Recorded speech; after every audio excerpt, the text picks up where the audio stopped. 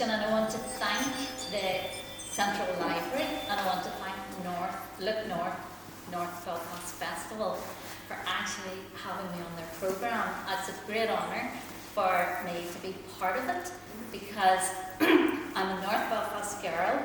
I was born a couple of miles from here in the Royal. I lived a couple of miles from here, up the Crumlin Road. I worked in the City Hospital, I worked in the Manor Hospital. North Belfast is part of what makes me who I am. Born and dragged up in it, and standing here in this library is, it's kind of a pinch me moment, because this is the very library that I did came here to study for music O-level in this room, because this used to be the music library. So I came here to try and learn about Stradivarius, which actually wasn't very good, and the other times my A-levels, it was like it was winking at me. I went to find something else regarding the books, and I came across my Chaucer's Knight's Tale, which is my A-level English, and I'm still, it says on it, C.A. Creagh, lower 6th. And I actually still have it, because it was difficult then, and it's even more difficult now when you look through it and you don't have the dictionary at the back.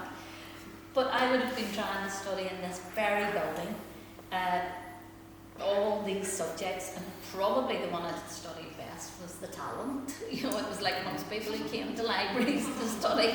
It was to see what boys' school was here, because we came from an all-girls school, and it was really more.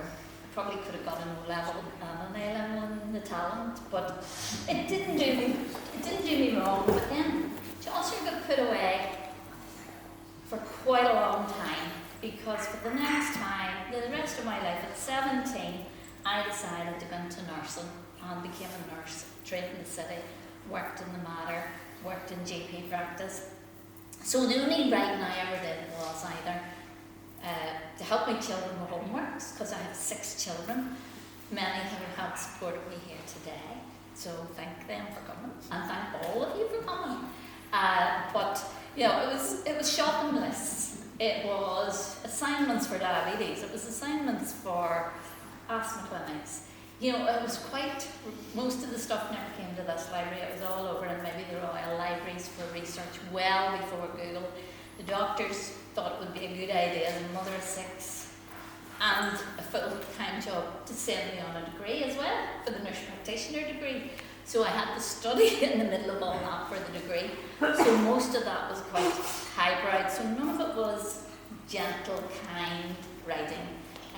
It was all a means to an end to progress careers, etc. So it was only then, in maybe later years, my daughter decided to buy me Write Your Life Story. She thought, you need something to do. It's winter, why don't you join a class? So she bought me this book at Christmas, and I decided I would take myself to the Crescent Arts for writing. And I arrived at this class in January, and I thought, what am I doing here? I don't fit in. These people are all so talented. They were doing their reading, doing their writings, and I thought, oh gosh, I'll just pass myself here, and then it'll be nice. And I met nice friends, and it was somewhere to go on a winter's night. And then I suppose at that time I had come through a cancer journey, break up in a marriage, and I suppose I kept what I would say was a journal of the journey, because it is quite an emotional journey, going through chemotherapy, 25 radiotherapy, and just the emotional, the physical, the mental aspect of dealing with that. I was just writing for myself, but also I was writing in case, it sounds a bit negative, but in case something happened to me, so that my children would understand my journey that I'd taken, and they would sort of always remember their wee mummy in these journals. So at this particular class I was asked, have you ever written anything, bring it in? And everybody was bringing in poetry and bringing stories. So I brought a couple of pages of my journal, and I just thought, try. And I remember the room going silent, and I wanted the desk, beat me up, I thought they hated it. And then I thought, okay. And then the silence then changed and it all started to say, you know, it started to get feedback. And at the end of that class, the tutor came up to me and said, Caroline, have you any more at home? And I said, oh, it's all under my bed. You know, I'll go and bring it to you next week. And so I went home, and the following week I dug out what was my journal, and I handed it to her, and I thought it was like getting homework marked. And then the following week after that, she came up to me and said, I'm not sure if you know, but my husband's a publisher, and he would like to publish your story. And I, as I say, was not in this literary world of understanding, and I said, thanks very much, but no. I didn't realise how privileged this recommendation was, and I said, no thanks, my father's ill with cancer, and I need to concentrate on him, but thanks very much anyway. And I thought no more about it, and then the next couple of maybe weeks later, my father died from his cancer, and Ruth sent me a lovely little letter saying, first about my father, you know, and thoughts for me and my family, but she also said, would you reconsider writing your book, publishing your book? And I thought about it, and I thought my father loved the written word. He would have had a typewriter in front of him, a pen in front of him, and he was always Googling, a lot of it shorthand because that was journalistic background, that you couldn't understand. It looked like dead spiders, but his aim was always to write something. But fantastic articles, I'm sure, through his years, but he never got to write a book. So I thought, well, if I write a book, it's his name's on it, because I had used my maiden name, and I thought I wanted to keep his memory alive, and I wanted to dedicate the first book to him. So that was how Angels Under My Bed came to be, and it was my cancer journey. And the one thing I did not want, though, was to end it on a low, because my father had already died, but I said I have to keep him alive at the end of it. This is part of my journey, is to be positive about cancer and positive for people who have gone through the journey of cancer. So it hit the press, and I had my 5 minutes of fame. I had TV channels, I had RTE, I had BBC, I had UTV all sitting in my living room, and I thought, why are these people all sitting in my living room? You know, but it was fun. I was nursing, and this was fun. And this little book was way off on its own journey, nothing to do with me, and it sold extremely well. But then I put my pen down, because at the time of my book launch, we were still dealing with the grief of losing my father, and I couldn't really cope with all that. So grief should have been something as a nurse I dealt with very well, but I actually didn't. I kind of fell apart, and I sort of couldn't put myself back together.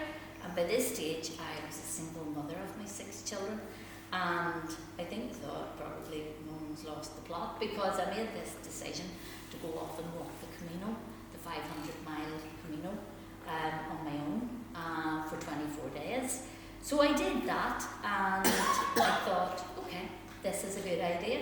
And I kept a blog, because there was nobody really looking out for me, because I had a ticket in and a ticket out, but I had no plans in the 500 miles. I didn't know how far I'd walk each day. I had to walk about 42 kilometres, I think, every day to get to the end by the 24 days. And as long as I could do that, I didn't know where I was. I slept in churches, I slept in belfries, I slept in albergues with 40, 60 people, I slept in monasteries. So I had no plan. I was just on this journey with a rucksack on my back.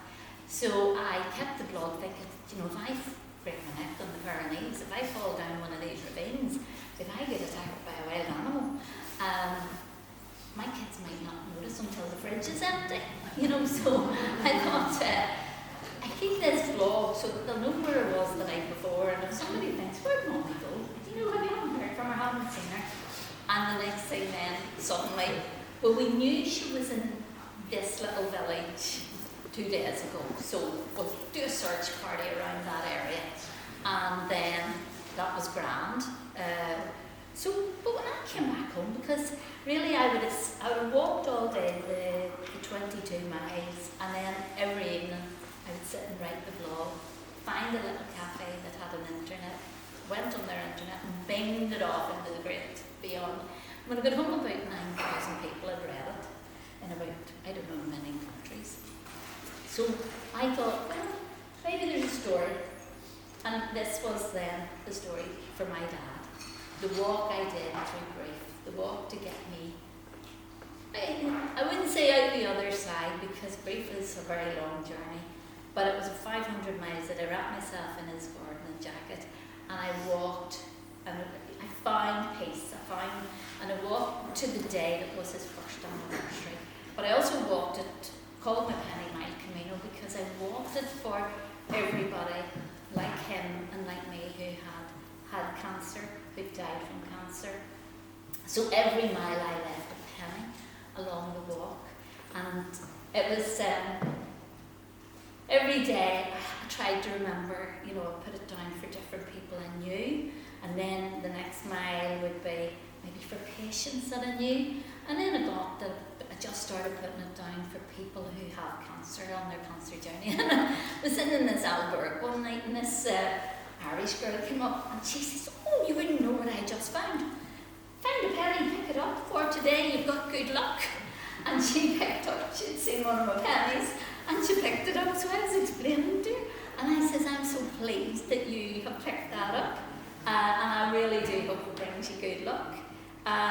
You know, and people did start following my pennies, you know, and I thought, well, what a, you know, but the final penny was for my dad.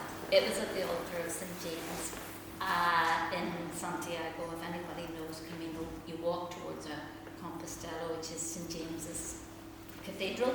My dad was called James, so it was a fitting end, but then I left the last tiny penny that I'd saved along with a rose from his garden and a sprig of heather or lavender, which he loved. I kept that for Murcia, which is where Spain ends. So this is a walk that starts in North France, and it starts at Saint Jean-Pied-de-Port, and you just keep walking right across the top of Spain until you reach Murcia, and Murcia is the Atlantic.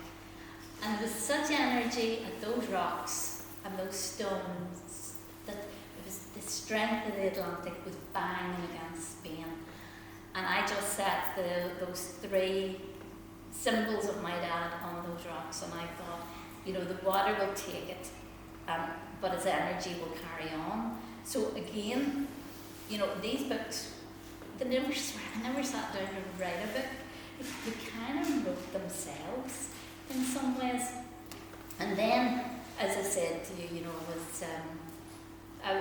I was running this sort of single nurse life and a kind of a writer's life. People say you're a writer, but it would not be where I would place myself in that sense. I say I'm a mother, I'm a nanny, I'm a nurse practitioner, and then somehow accidentally an author. It has happened more by, I kind of always have said I write from the heart, that I don't write from the head, and the hand just writes whatever the heart has led me into. And so none of these books were kind of devised.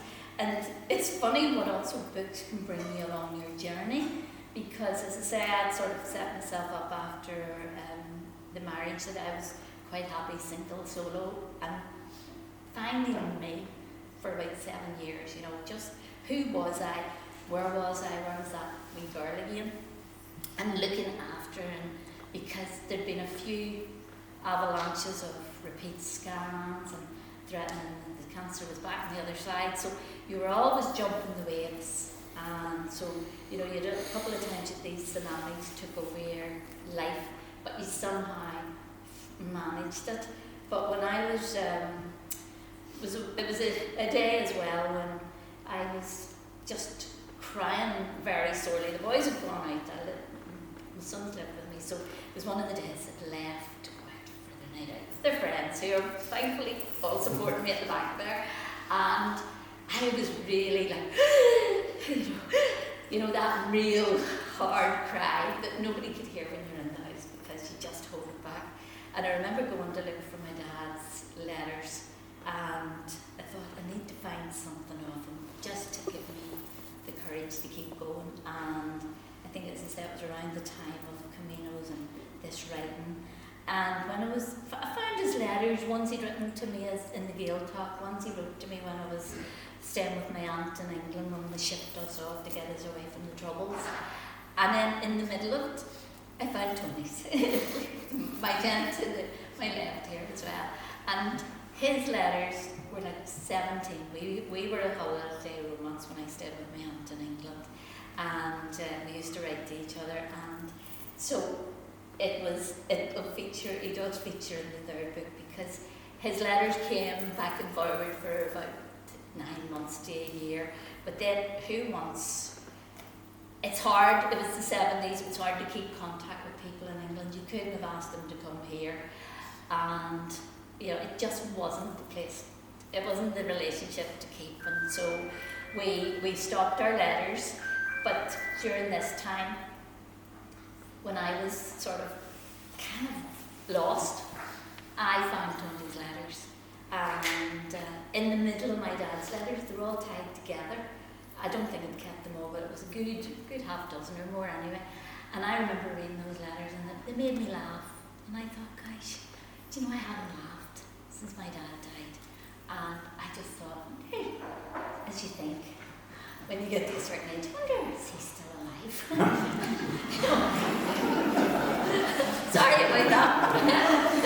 But so, you know, we quick bit of research as to who is this person, and I thought, well, he's not on Facebook, he wasn't on Twitter either. And so I thought, well, he was on LinkedIn. And bear in mind, LinkedIn pictures are like the size of a postage stamp. And I thought, and I was staring at this face going, I left a 17-year-old with long hair, skinny lad at the train station, you know, in England. And my friend and I were going back on the boat. And I thought, what could it be? But then I thought, well, LinkedIn, do no harm. I'd send a friend request, because at this stage with the book, I was getting lots of friend requests from all over the show. So then I sent a friend request, and it was, oh my goodness, because there was so much on Google about me, about this book. He knew everything about me. I knew this tiny wee picture. But anyway, to cut that story short, then he and I think my dad sent him, because he sent him to look after me. And, you know, from that we became a couple. And he has supported me through all my crazy writing since that. During those 10 years, I didn't again write these books were 2012, 2014, and then I thought, put my pen away, and we got on with life. You know, we had 6 children, we had 6 grandchildren during those years. There was 4 marriages, 1 in Australia during COVID, 3 here. There was lots happening in our family life. But then Tony himself had to go through the same journey my dad and I had. I hope he doesn't mind, but I then 2 years ago sat with him in the cancer centre when he was getting his treatment. So it's like my life has zigzagged in and out of life, cancer. And I mean, I've always been extremely positive about my journey, and even when I took mine initially, I mean, I returned to work a week to 2 after my last radio treatment, but I wanted patients to learn from me that this is like, you will survive this. And I became like, there's 9,000 patients in my surgery, and I became like the cancer banner nurse, you know, because more people used to come in and say, Caroline, look at you, you know, you're doing good. Look at you. And that's what I wanted to get out there to people. And so I built that up, and I became, this is positive. I know people die, people have died who I nursed who have the same disease as me. But I then had to take all that energy and positivity and jump on with Tony onto his journey through his cancer. Initially he had his cancer journey in England, but then he transferred here where probably I could help take more care. But so 2 years ago he had to attend the City Cancer Centre for 7 weeks of daily radiotherapy. And when I was sitting in that room, I felt I was 17 and I was just that wee nurse. Every day we parked, I looked up at my room in Erskine House, 13th floor, 3 windows across, and that was my sanctuary. And somehow that sanctuary gave me strength, because I was trying to be strong for him, and I was also trying, I'd been going through a couple more brain scans and different liver scans myself, and I thought, that room gave me positivity. That wee girl was still in there. I might have been down here, ill health, retired from nursing, because on top of that I took an eye stroke at the same time as he was getting cancer treatment. So we do sound like two crocs, but we really weren't. So I was going to the stroke clinic and he was going to the City. And in fact, one day he was sitting with me waiting on a brain scan in the stroke clinic, and his appointment for his radiotherapy was starting, and I couldn't drive, so he was driving himself to these appointments. I was saying, you go on ahead, I'll walk from the City, I'll walk from the Royal when I'm finished here across the bridge and down the Donegal Road. I mean, it was I could probably write a book about all that, because it was quite hilarious. It was the blind leading the blind, and I was literally blind because I had taken an eye stroke blind. And when you're barred from driving for the best part of a year, you kind of go, oh, I'm not much good to him. So the two of us flip-flopped in and out of this cancer centre day and daily, and it wasn't that I didn't care for him and that I didn't worry about him every day, but I brought my iPad and I started writing because you were there for a wee while, and so the next thing along came the recent one. So, as I say, I started just remembering those times that I was a wee student nurse in that room, up in that hospital. It was a difficult time. It was 75, 78. But it was fun times too.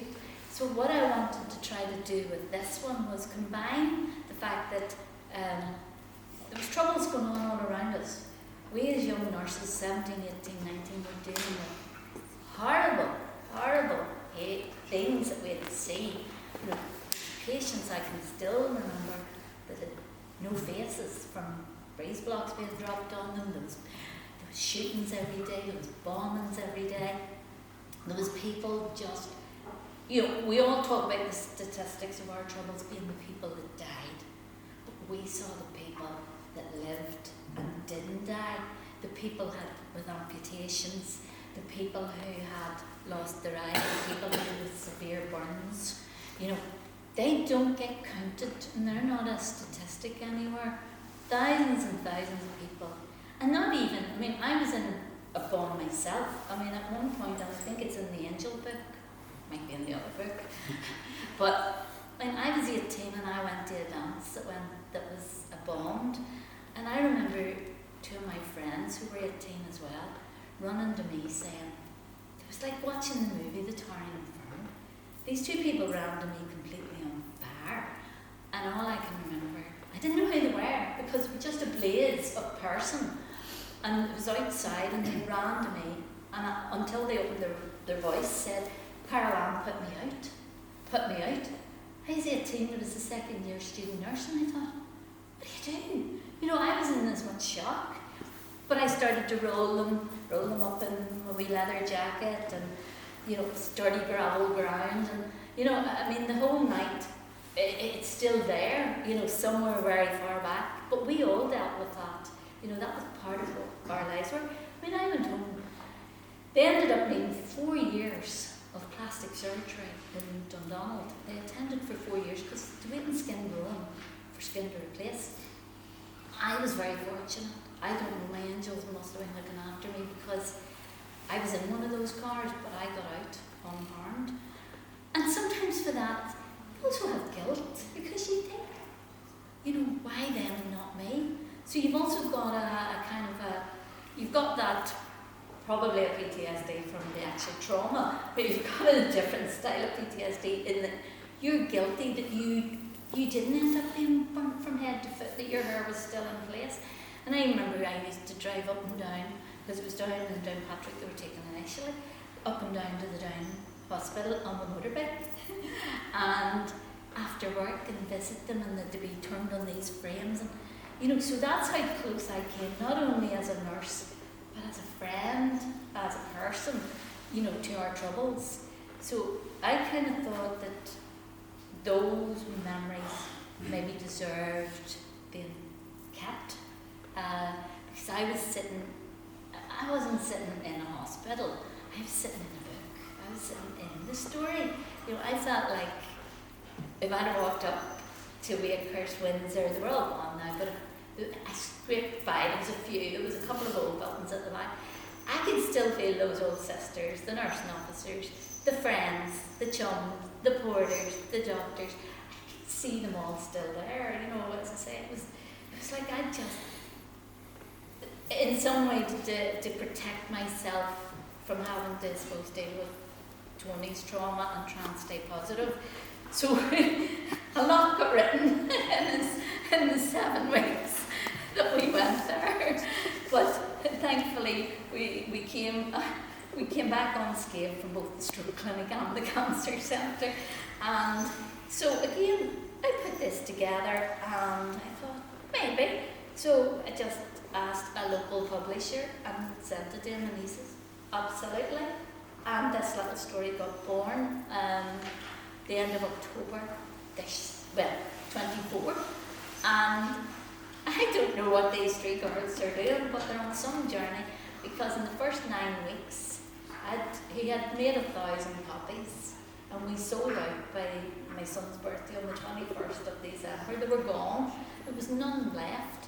And I thought, oh my gosh, we're going to have to get more. But, you know, I could not believe that the words in here, the thoughts from this part of my heart into this book were sitting under people's Christmas trees. They were wrapped up, ready to be opened on Christmas Day, Boxing Day. People curl up and sit on their sofa with a big bar of chocolate and read this story. But it was the case, and after that I got a deluge of text messages, emails, private messages, all saying how much they enjoyed it, how much they loved the story, how much it reminded them of this, that and the other. And they came as far away as Quebec, Texas, Australia, and I thought, what are you guys up to? You know, they were in 18 shops, and even Waterstones approached the publisher. We didn't even think of Waterstones. I'm very much a local girl who believes in local business and support local. They supported me. So I'm an Arts for All at Yorkgate. I'm in the Crumlin Road Jail. I'm in No Alibis. I'm in shops in Ballycastle, Cookstown, local bookshops for local people. And they've all been brilliant at supporting me over the last 3 months. And I'm honoured to be recognised by them for that. But then I think I was on a couple of radio shows, and a lot of people approached Frank Mitchell after Frank Mitchell's interview to say, you know, yes, Waterstones, have you got the book? So they actually came to us before Christmas and asked us, and I think we've been down about 7 times because they keep running out. And it's unbelievable. I mean, the only place it isn't is Amazon, because I'm a bit of a socialist. I'm not a great believer in the big Bezos of the world sort of being the people, the faceless people. When I even deliver the books, the publisher says, you know, we'll courier these books to all these places. Even there's a bookshop in Dublin, and they have only 3 copies left, and like I was expecting to go down and get them all back from them. But Tony and I kind of went on a bit of a book crusade so that every time we deliver books,